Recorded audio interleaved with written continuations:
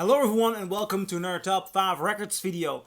And another one in the series in which I'm taking a closer look at the full discography of the Rolling Stones, awaiting their new release of Hackney Diamonds in about a couple of days. I'm listening to all the Rolling Stones albums from A to Z. I have them 1964 until this week.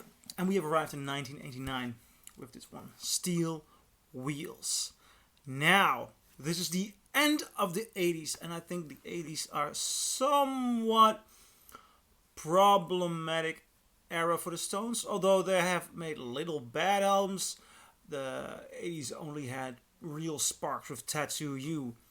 But on this one, Steel Wheels, there is a fire burning again. Now, story goes that this is the album in which Mick Jagger and Keith Richards temporarily got along fine again. They put their differences aside and they got back into the studio. And the way it sounds, the way it feels, something is new. And this album sounds like the start of a new era. Now, let me show you. What I'm holding here is a first Dutch pressing. And this Dutch pressing has the stampers made by, I believe it is Sterling. Yeah, Sterling. So an American mastering. This pressing sounds very good, very solid, and I really like the way this album looks. There's something fresh about it, and there's something metallic, cool rock and roll about it, which I also find that the music sounds like. Also, I said some words about the Dirty Works cover and the way Dirty Work cover and the way you notice that they're struggling with the time and the 80s. The inner sleeve of this album, this shows a whole new Rolling Stones. I really think this is a bunch of guys refining themselves. And they're cool. They're rock and roll. They're rhythm and blues.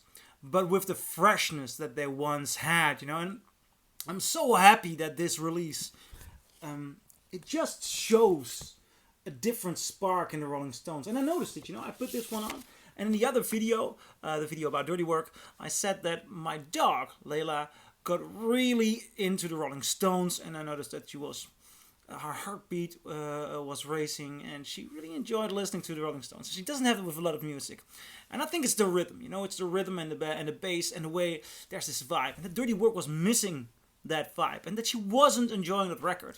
Now I put this on, and I kind of felt like, the cool is back, and I looked to the speaker, and who was sitting there enjoying herself? It's my dog. So basically the Rolling Stones need a dog in the studio, because if the dogs dig it, then it's a good album. Or at least my dog, but then again, I like to have my dog with me. Now, this album, it does not contain brilliant new evergreens or masterpieces. And I think that is kind of, how do I say this?